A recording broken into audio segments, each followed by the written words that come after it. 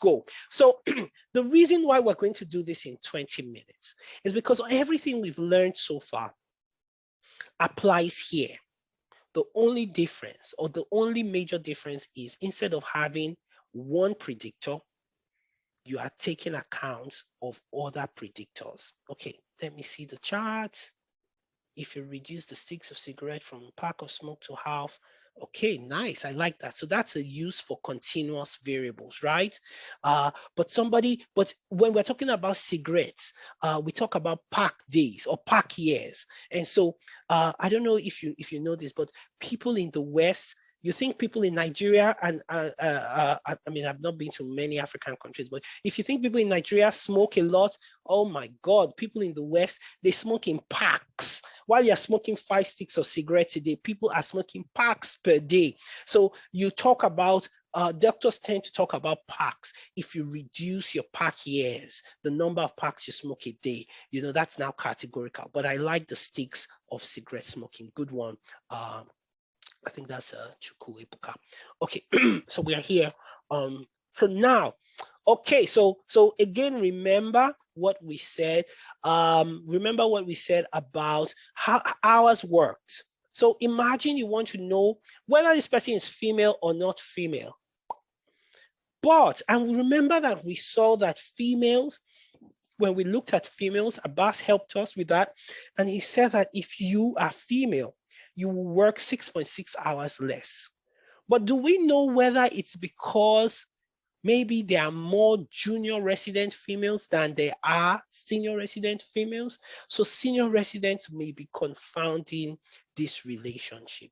So you want to really know, if you really want to know the effect of female on hours worked, you have to add or adjust or control for the effect of other things. And this is where common sense comes in. You can't just throw in anything. You can't throw in shoe size. What is your shoe size? We'll throw it into the model. No, you say, okay, maybe if you're a senior resident, can somebody tell me another thing that makes sense to throw in here? Anybody, unmute yourself, tell me.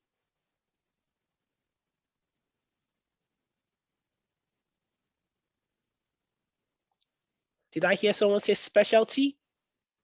Maybe females work less because they tend to do specialties that have 9 to 5, whereas the males do specialties that require them to stay. I'm not saying all males, but a larger proportion of males do residencies that require them to stay in the hospital longer. If you're in surgery, sometimes the surgery is delayed. But if you are in family medicine or internal medicine, there's no real delay of blood in your clinic. You don't need that. Okay, so this is why you have to control for, you have to adjust for. Somebody else will say, maybe it's the type of hospital. Maybe in Luth, working conditions are horrible, so there's a lot of delay, so people stay more, whereas in Lasuth, everything is great, because the state government is investing there, which they are, as far as I know, and so people can do their work and go home and spend time with their families. Okay, so now let me mute this, and then, so this is why you need multivariable, because there are other things that are influencing your prediction. Okay. So yeah, my voice is hoarse. I had COVID last week. So let's look at this regression. Does someone want to unmute themselves? We're moving quickly, but we need people to participate, or I need someone to participate. Any takers? Raise your hands. Happy to unmute yourself if you already have the power to unmute yourself. Yeah, someone says specialty. Nice. Okay. Any takers? Musa Abbas, do you want to do this? Is Musa Abbas still there? I will count to 10 silently, and then I'll move on. Okay, Lovey T. Oh, that's a really nice name.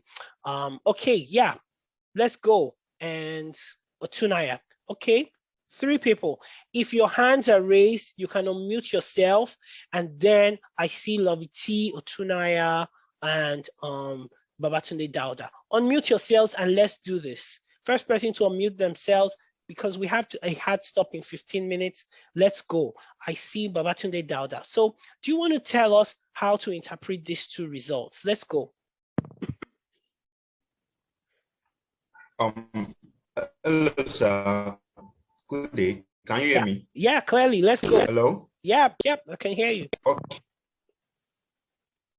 Interpret for me. Okay. For the first one. Yo. Okay, for the first one, ANOVA. No, forget about the ANOVA. Let's do this one. Tell me what is the dependent variable, what is the independent variable, and then tell me the results. Let's go. The dependent variable is the hours worked per week. The dependent variable, okay. The independent variable is the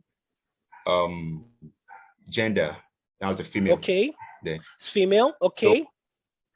So we have that irrespective of your gender, you as one second. This is a multivariable. Okay. So what does that mean? There's more than one predictor. So what's the other predictor? So that's the residence level. Exactly. Nice. Okay, pause there. You're still on the hot seat. Let's look at this ANOVA because there's something called the F statistic, which I think is really, really beautiful, and I should show you. So the F statistic is the p-value of the entire model. You can see here that each thing in the model has their own p-value. The constant, female, residence, level, they have their own p-value called SIG in SPSS. But the model itself has its own p-value. And so, Babatunde, is this model itself significant? Yes, it is. Why? Because the significance level here is 0.015, which is less than 0.005. Nice, correct. And this F statistic is what predicts your p-value. And you know, until I was looking at this slide yesterday, I did not know that your F statistic is actually the square of your T statistic. I was like, oh my God, all these years. But but here we'll I think we'll see, or maybe it's the reverse. We'll see it. Anyway, so let's continue. So you were interpreting. So interpret for us. Now that you've identified dependent and the two independents, tell us. Okay. So irrespective of your irrespective of whether the resident is a female or of the resident level, a resident will always work 68 hours per week. So you're saying that a male resident, right? Because this is female, so your constant has to be male. Yeah, I just want to say that we need to be careful with that, irrespective of. This is the second time somebody's using it in the class. Yeah. So that's not the correct way to define this. You have, like Ebua is just pointing out, that you have to define the constant based on the reference level. Okay. So and to note, this is where the confusion comes in because you're using continuous. When you are using continuous predictors, because when you're using continuous predictors, that's when you may be able to get away by saying irrespective, because you're saying at a zero value. So this is basically saying if you are, because the reference is female, you're saying if you are male and you are zero level, 0 years, I'm assuming that residence level is the years of residency. It is, yes. Right? So at zero, but we know that there's really nothing like, I don't know, maybe day 0. Okay, let's call it days. Let's say you do 1 year after your first year, but please continue. So let's go. Okay, for the males, a male resident always works 68 hours. A male resident at 0 years, with 0 years, right? Yeah. Yeah, okay. when they're starting residency. Exactly. Okay, and for a female resident,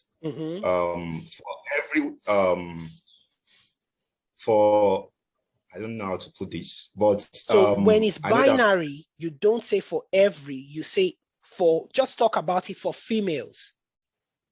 Okay, for females, there is always a drop of 5 hours per week. Okay, let me adjust that a little. So you don't say there is always, you say on the average, because it's not everybody, but on average, a female resident will work 5.4 hours less than the male resident. Okay, and we believe that this is statistically significant because it's less than 0.05. Okay, the next one. Okay, then for someone who has, is, let's say for every level above, so there's always 4 hour extra work per week. Right, but do we believe this? No, we don't. Because of the greater than 0.05. So what we're saying, what we are saying is, and you are correct, for every 1 unit increase, and so we're saying for every additional year that you are a resident, your time would increase by 4 hours. Again, whether this is significant because of our sample size, we're not sure. But I don't know if you guys remember, so Musa Bass told us that if you were female, you would work 6.6 hours less. But when you add the residency level, you see that it's now 5.4. And someone said, if you add the specialty, maybe this number will come down, maybe this number will go up. But what you can see here, when you include a variable and your coefficient drops or changes, that's drops or increases by more than 10%, you can assume that there's confounding. So even though this residency level is not significant, I still believe, and Dr. Bio, you might tell us if I'm wrong, that there is confounding between the residence level and there's a confounding relationship. The resident level confounds the relationship between being female and the hours of number of week hours you work in a week. Yeah, and I think the way that you can think about this is that a senior resident, for instance, who has worked for much longer, might be female, but might have more control over work hours, for instance, or might need to be in the hospital for longer to supervise the younger residents. So understanding the context will help to interpret the findings in more detail. Exactly. And so someone was asking, so what if, when we're looking at, I think children, what if everything was significant? And there's something you call mixed methods. I believe that you ask them questions and then you use the answers from your interviews. Let's not go there. We're out of time. Okay, let's move to this. So, okay, so this is a tough part, but I'm going to try to show you something really quickly. Dr. Abioye was getting to it. What if, I'm going to show you with the table. Another reason why you do multivariable is what you call interaction or effect modification. Let me explain effect modification really quickly. If you give women, so now they are saying that baby aspirin does not work, but I remember when we believed that baby aspirin worked. What we found out that if you give women and men with the same risk of cardiovascular disease or cerebrovascular disease, the same risk, if you give them baby aspirin, the reduction in the risk for men is larger than the reduction in the risk for women. That is called effect modification, meaning that when subgroups of the same variable, for example, gender, have a different or significantly different effects.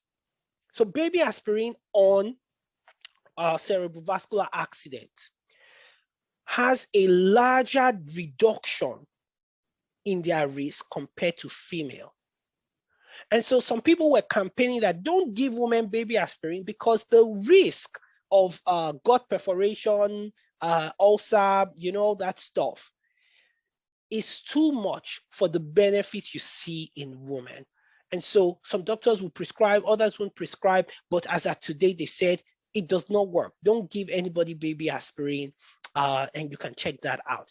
That interaction between gender and the other variable is called effect modification or interaction. So Dr. Abiri was getting into it. What if being female and being a senior resident has an effect by itself in combination on hours worked? And that is another reason why you want to do a multivariable. You want to check for confounding. You also want to check for effect modification. And this is how you check it real quick. If you are male, so this is male with red stars. If you are male, by the time you move from junior red to senior red, your number of worked hours increases. But look at the distance that it increases from here, raise this up to here. That's the distance it increases. If you are female, just female, we don't look at the interaction.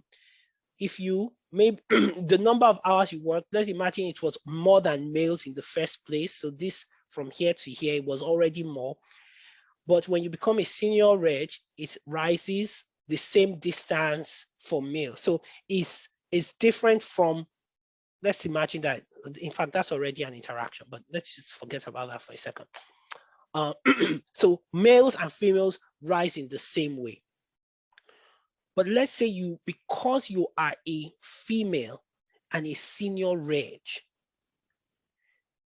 your change from junior reg to senior reg, look at this, becomes really different compared to your change if you are male.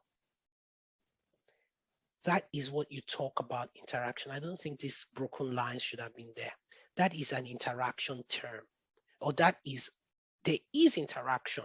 The subgroup interacts with something else to have a higher or lower effect. That is your interaction.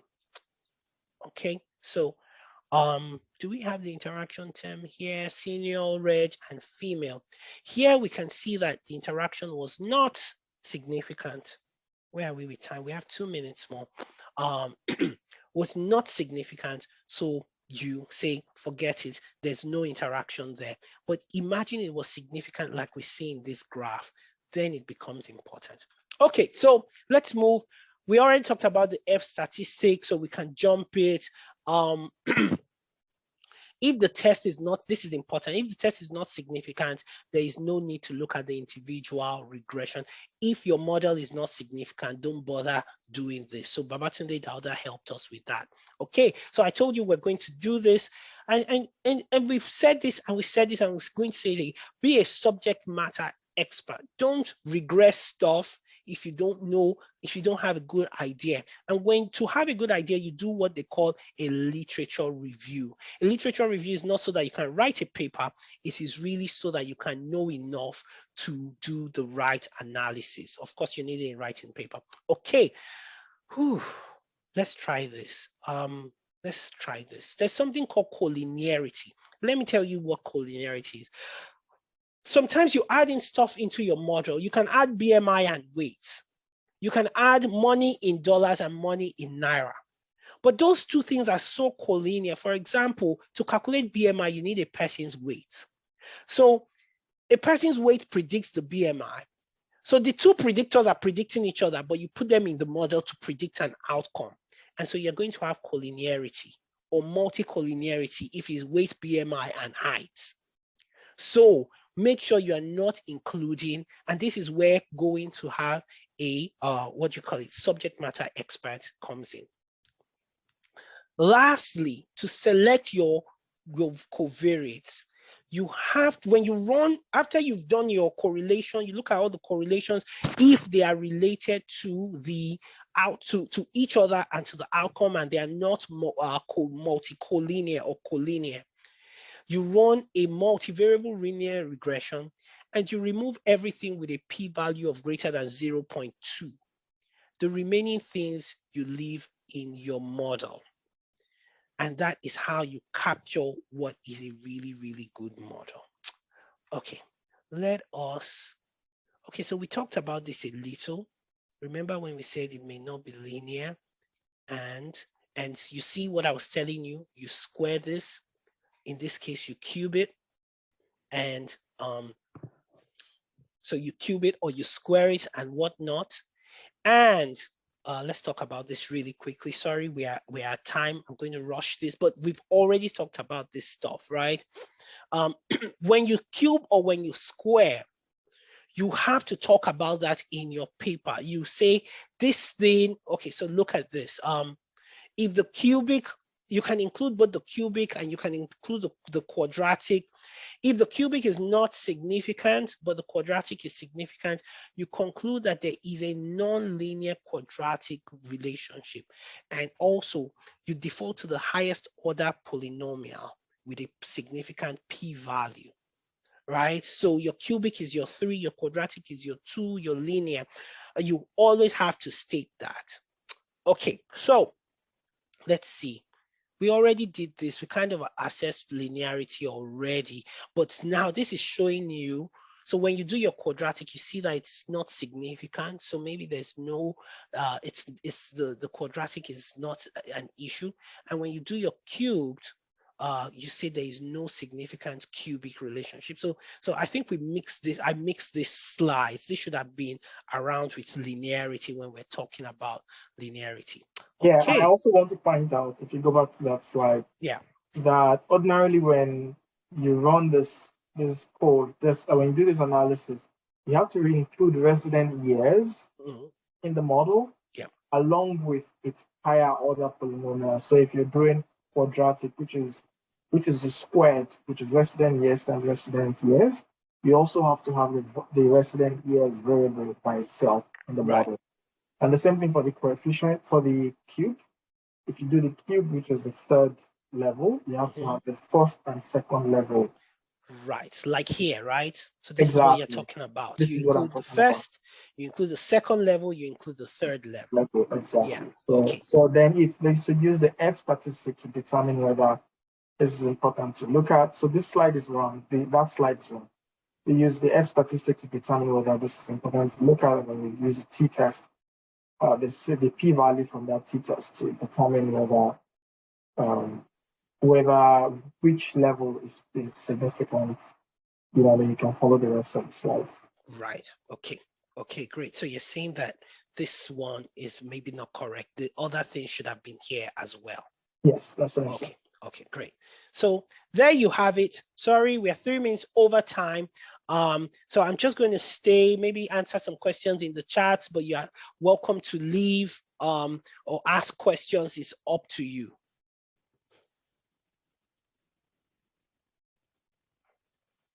And then I'll also hand it over to Dr. Abioye. You can tell us what's next, etc., what we're doing. Yeah, yeah. Thank you very much, Abua. This is fantastic. This has been a challenging topic to present in our discussion, but you did justice to it. I want to say that in the hour session, the hour labs we're going to have this week, we'll go through some of those nuances of the linear regression, the regression diagnostics, and all of that will feature. So look out for that. This next week, we will have another class that will look at chi-square and logistic regression, a number of other, essentially ways that we compare proportions and odds. Okay, ways that we compare proportions and odds, and that's usually very important for our categorical variables. So we'll look at that this next class. And then the class after that, which I think is going to be, we're getting close to the end, we will look at survival analysis, which is essentially introducing concepts like Kaplan-Meier, Cox proportional hazard models. And then the final class would be a review. So what we're currently thinking is that we would ask you to send us the topics that among all the topics that we're going through, you will send us the things that you think that are not really clear to you. You can send it to us via email. We'll create a list, and that will help guide us to develop the material for the review. So we'll go over some of the things that we've gone over before, but we will be able to create emphasis on the things that you think you still need to hone, much better for. So if you have any thoughts about some of the topics that you want us to go over again, please send them. Thank you. All right, thank you, everyone. I'm just going to answer this one question, and then I would leave the chat.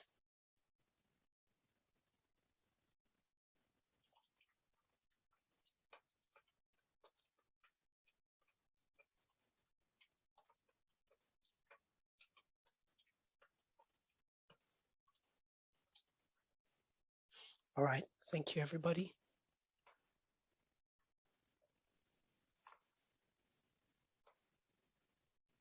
Thank you. We'll send out the recordings as soon as we can. All right, everyone. Take care. Enjoy. Hello, sir. Hello, sir. Okay, go ahead. Sir, I don't know if this is the right place to ask this question, but the last assignment that we did, there was a particular question there that was not really clear. Okay. I sent the question to the chat box now. Okay. Now, according to what I understood in class, it seems to me that this kind of thing should actually be an independent sample. But the assignment is saying it is paired. So 16 patients were randomly assigned to herbal mixture of placebo and hemoglobin concentration in 3 months. So okay, so this is not the full question. I think there's a rest of the question, but there are 2 points. Okay, I'll send that now also. Okay.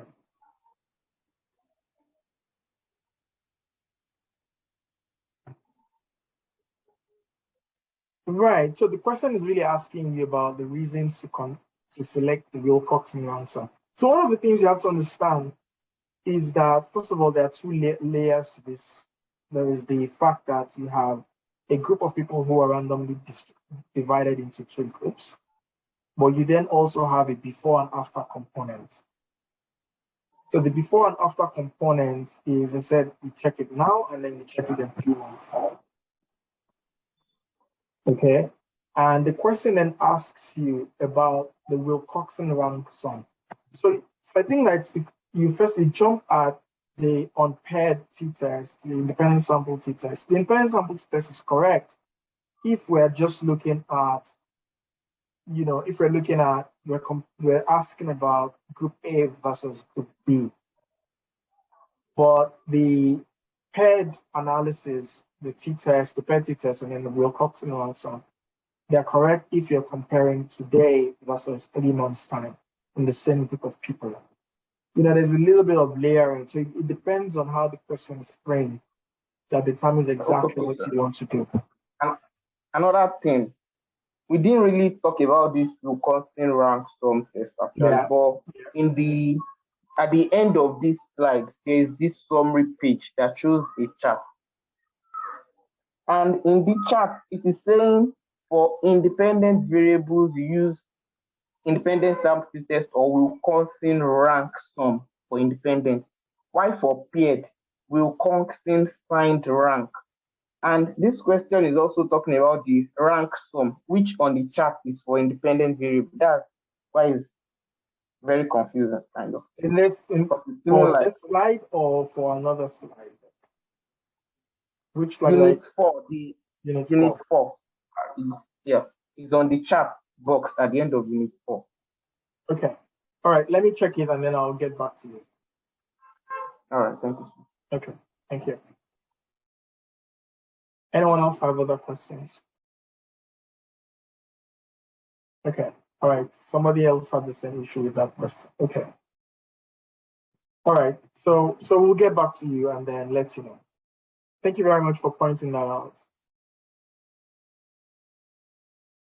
Any other questions? Thank you very much. It's been a great time tonight.